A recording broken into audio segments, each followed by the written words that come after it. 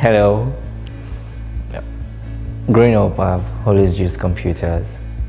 I've always thought about developing softwares to help people live better lives.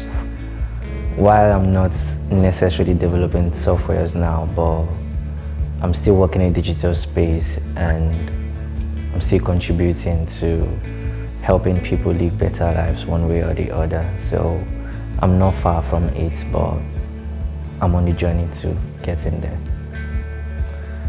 I always like to think that I'm a very simple person. No any extra add-ons, just straight to the point. I think simple would cut it. You know, my greatest motivation is to not be handicapped when someone needs help. And so I try as much as possible to develop skill, to develop competence, to develop finances in every area to just make sure that when people need help, whether they ask or they don't ask, I'm not handicapped to stretch out my hands to assist.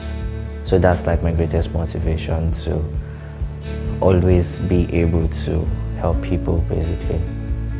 Now, the three least likely words. Wow, well, I would say the pictures are painting on my head, but the words are not coming out.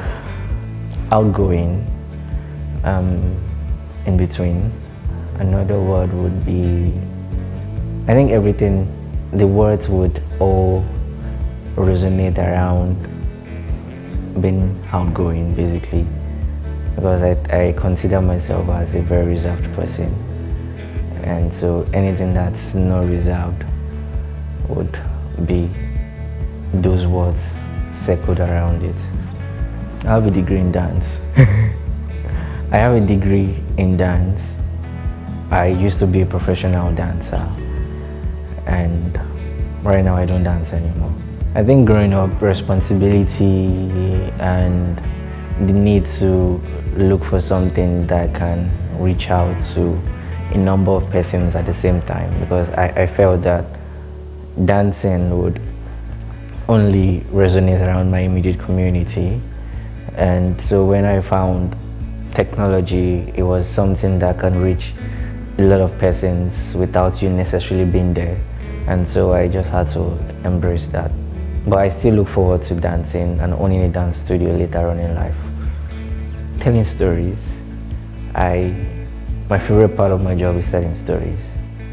I enjoy writing about things my eyes have seen, things I have experienced, things that resonate around my immediate environment. It's the thoughts that actually comes to us being able to tell people's story. It's the most exciting part of my job in digital communication.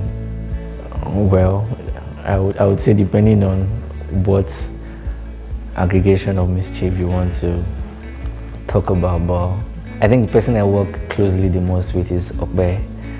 And I wouldn't say I'm mischievous anyways, or I get into mischief, but one way or the other,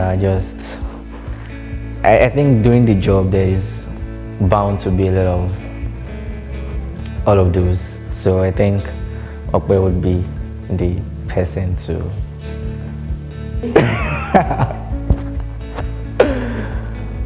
I can't really put an explanation to it, but while we're working, first of all, work is priority, and there are times where we might not necessarily feel like doing the job, but there is always a greater commitment to delivering as at when due, and so we just had to put it out there. And then I can't really say mischief because it's a whole lot to put in words. But I'll say lucky, because the first time I came here was the first person and the only person that spoke to me, as funny as it sounds. And whenever I see him, there's this excitement that just comes around me, like, bros, what's up, how you doing now? And all of those things, and try to catch up and know what's up with him and all that. So there's this, just seeing him brings a lot of excitement and more like a different person to want to communicate and just reach out to him and all that. You know, Personally, I don't think there is going to be any retirement for me, because the more I actually get on the field, the more I see that there's more that needs to be done. And so there's always going to be work. It might not be active working, but there's always going to be work to be done. There's always going to be people to reach. There's always going to be changes to make, advancement to make. So I wouldn't target retirement per se, but there's always going to be work. So there's no particular age where I'm going to sit down and relax. There's going to be rest in between, but there's always going to be work at the end of the day. Well, I wouldn't go far. I would just name the immediate. So we had the fast track mission to Makurdi in November, and being in that space, it's opened my eyes to actual contextual realities of people and that location. And I realized that we don't necessarily say things the way they are, or it's difficult rather to explain what our eyes has beholding in those environments, and being able to expressively say what it is one of the most exciting things for me. Being able to tell people's story, being able to just let it all out and communicate what these persons are facing to a larger audience. I think that's like the best exciting part of the job or the experience per se.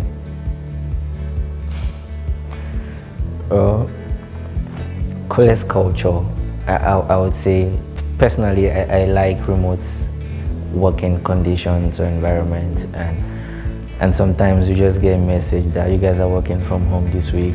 The excitement that dawns on my face, it's so cool to be flexible working, and I actually like the flexibility that comes with working with AREAi. Well, okay, first of all, I think that in the coming year I want to get better at every skill I currently have, and also to improve and expand my experience worldwide, basically. So that's what I'm looking at: better my skill and then improve on how better experience is that's not just confined to the shores of Africa but worldwide. Well,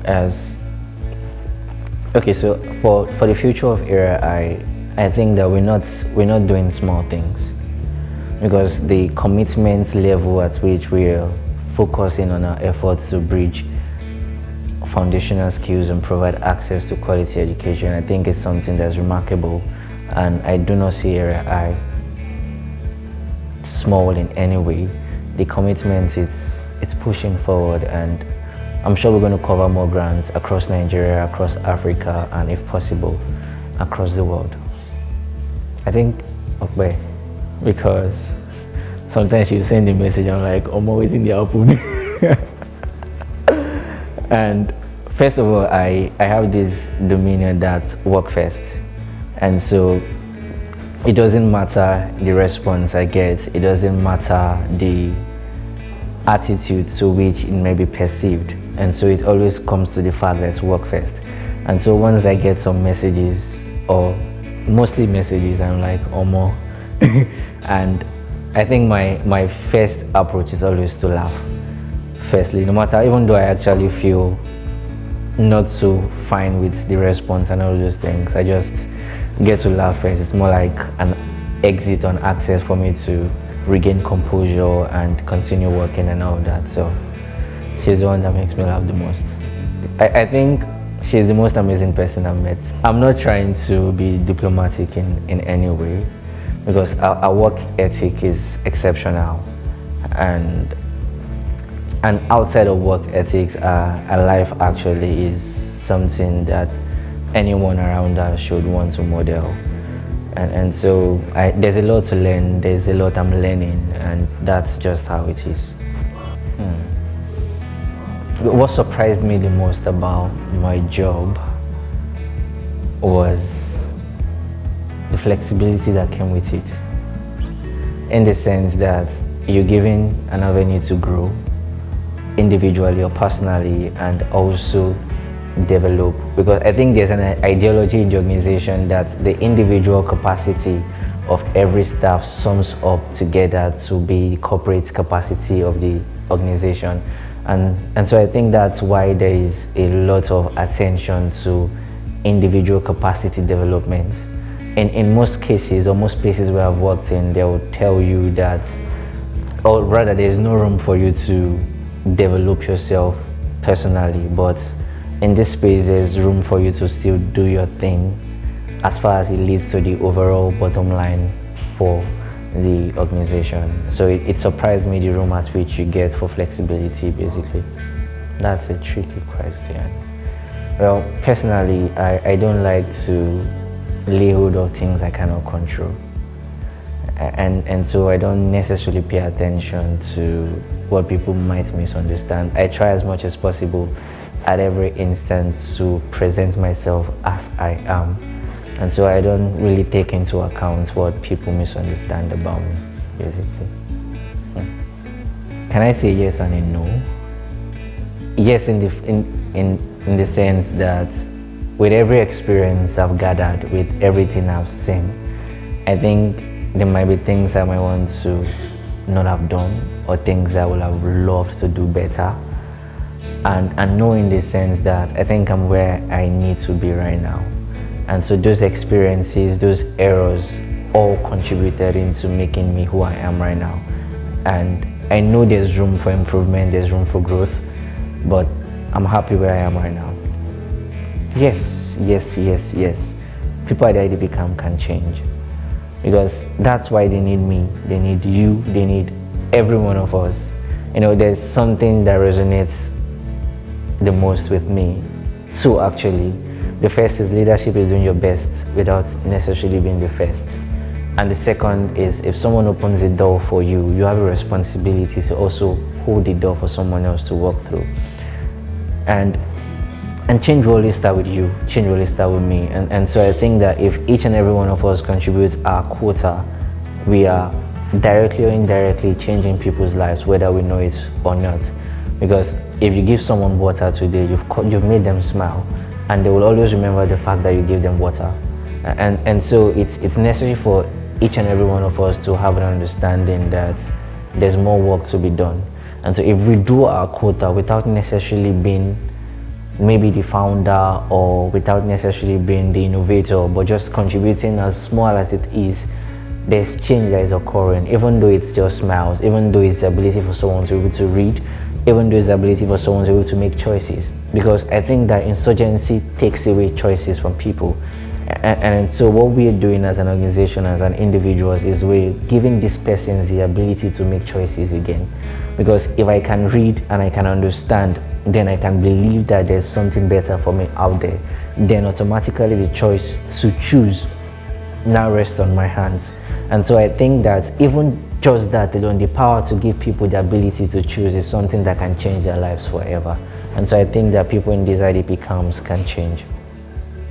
So personally, I think that nobody should be in a condition where they want to eat and do not have food, or do not have the resources to provide for themselves or their family. And so looking at poverty, looking at hunger and education, those are areas where I would like to devote my life to, basically. Okay, in 10 years, I see myself in the forefront of human-centered technologies, helping people and providing solutions that are tailored to the recipients. And so I want to hone my skills and develop capacities in human centricity for technology, so that I can either have my own organization or continue working in organizations where human centricity is the top of their priority. Well, there's Christmas, there's New Year. Maybe people could have a holiday for my birthday. Yes, I think that works. A holiday on my birthday. By that time, I'm sure I will have made significant contributions to the world, and people could undoubtedly resonate on all the contributions I've made and think about how to make it better. Yeah, so we could have a money easy day. Thank you for having me. It's been a pleasure.